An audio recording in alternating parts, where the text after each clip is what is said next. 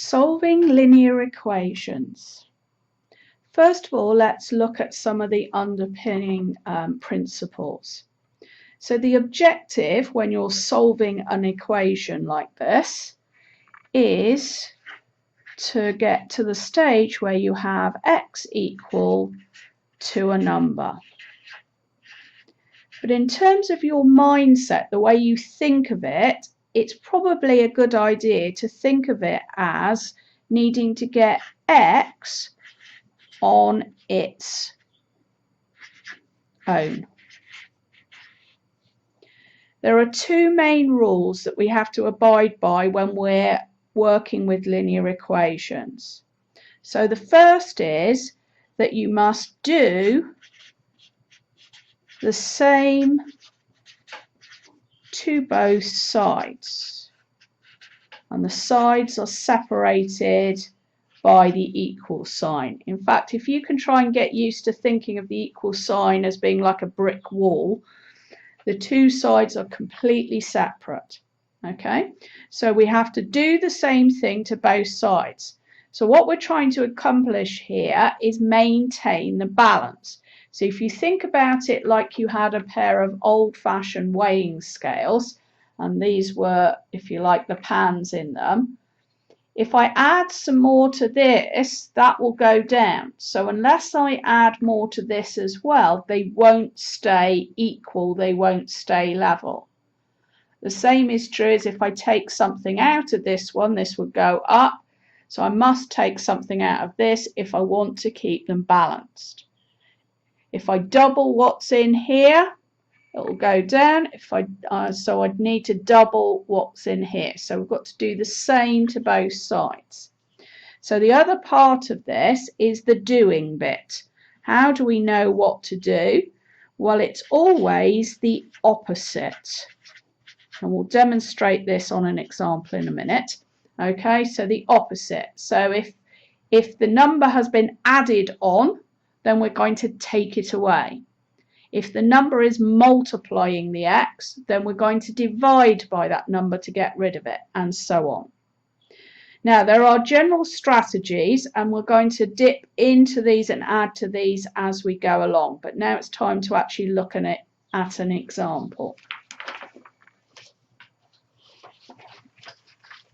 So here's an example of a multi-step equation that we need to do.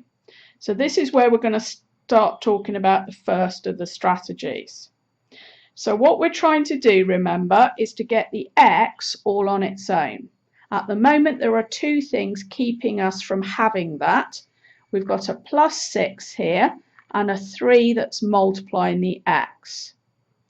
So which do we tackle first? Sometimes it might not matter, but generally speaking, it's easier to remove this first and then deal with that. So to help you to remember and visualize that concept, think of this like x is a person and he's holding hands with the 6. It's quick and instant to just let go hands. Whereas the 3 is a bit like the rucksack on his back. That's going to take a bit more time and effort to get out of. So we start with the easier of the two. So this brings us back to strategy. So that's the first of our strategies. So this is not every single time, as you're going to see in a minute, but most of the time you want to remove the parts that are added or subtracted before you remove the ones that are multiplied or divided. Okay, so let's go back to this example. So we're going to start by taking away 6. And we're going to do it from both sides. And I like to lay it out like this because then it looks like a nice neat sum that you can do. So 3x take away nothing. So that 3x is still there. 6 minus 6 means we've got nothing left. And then on this side, 48 take away 6 leaves us with 42. So we've removed the first problem. Now we're going to remove the 3. The 3 is multiplying the x. So we're going to divide by 3. And we do it on both sides. So that leaves us with just x on its own on this side, and on the other side we get 14. Okay, so we're going to look at 4 other sort of types or variations of these equations, just so that you can see the different strategies we might use for those. So the next thing that we're going to look at is if we've got brackets. Now, if you've got brackets, there are 2 ways to approach this, and it depends on the numbers. So with this first example here, I am not going to expand the brackets first, and the reason for that is I can see that the 5 will divide nicely into the 45. Whereas on the second example we've got here, I am going to multiply out the brackets because 5 doesn't go into 2 nicely. Okay, so that's how you know whether you remove the brackets or not. So we're going to start by that 5 is multiplying everything in that bracket. So we're going to divide by 5 because that's the opposite.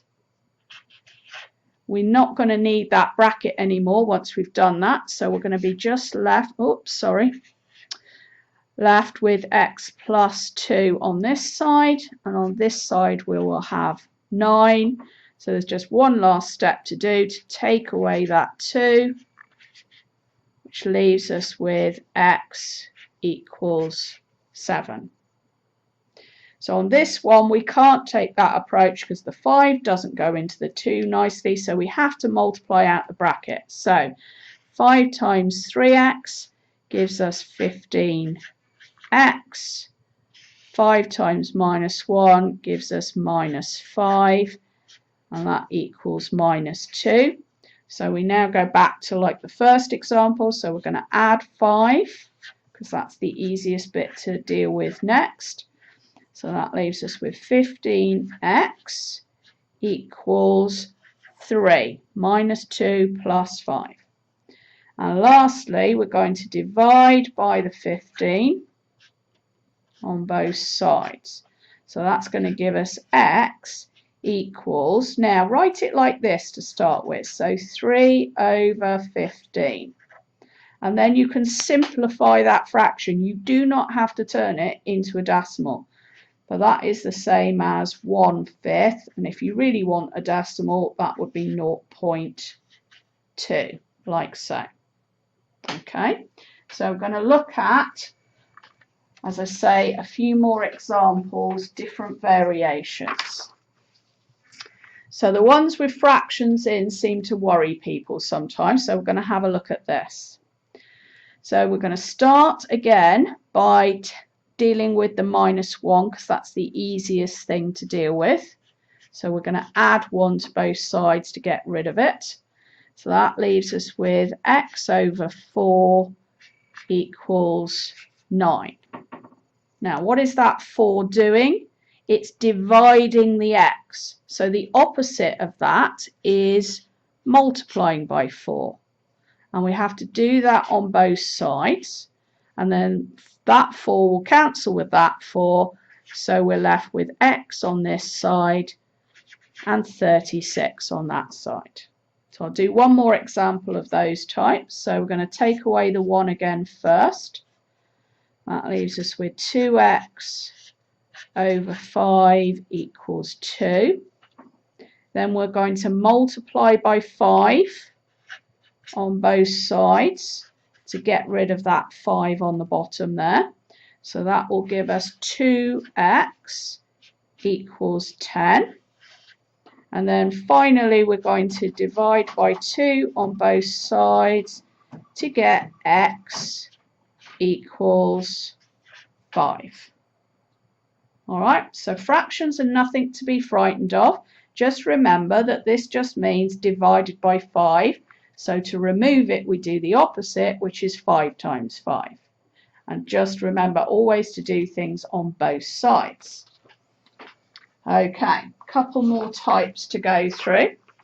So with this type, you'll notice we've now got x appearing in more than one place. And the important element of this is the fact that they're on different sides. So the first thing that you need to do here, so I'm going to add to this to your strategies list, is get x on one side only.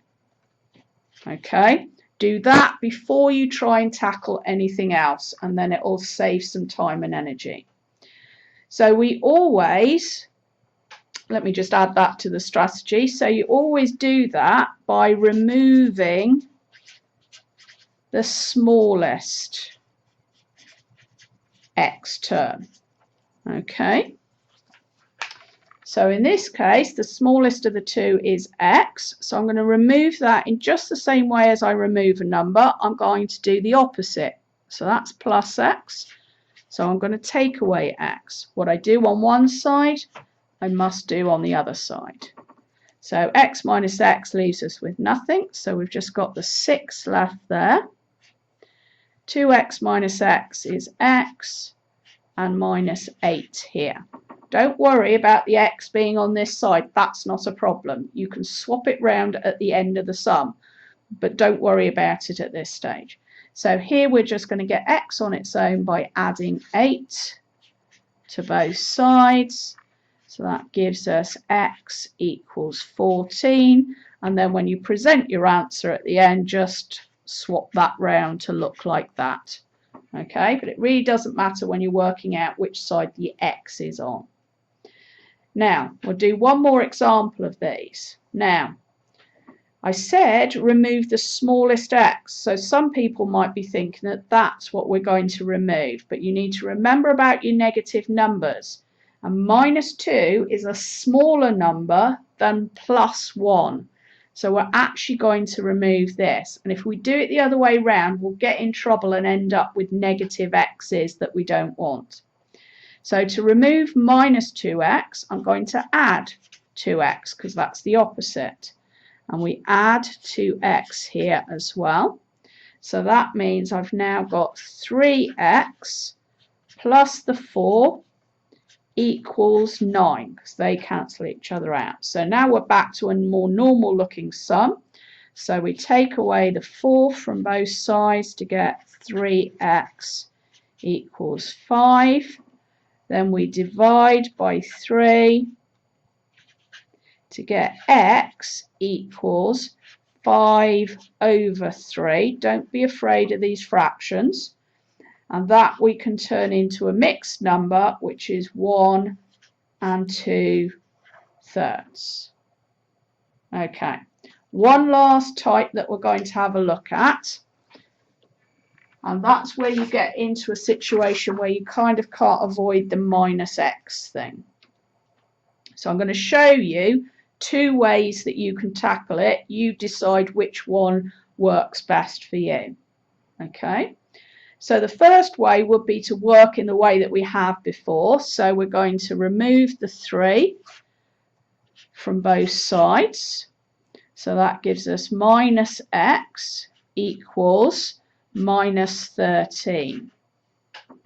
So now we've got to get rid of that minus. So what removes a minus? Another minus. So if you imagine multiplying by minus 1 on both sides, minus 1 times minus x will give you plus x. And minus 1 times minus 13 will give you plus 13. Now sometimes people prefer this second method. So this is based on the technique we used just now for the previous types where we had x on both sides. So what we can do is make x positive straight away. So we're going to add x to remove it there, and we'll add x on this side as well. So that takes us to a situation of having 3 left on this side and x minus 10 on this side. And then we can simply add 10 to remove that minus 10. Do it to both sides. And we end up with x equals 13. And then when you write it on the line, just turn it around to write it like so. So that's how you solve equations.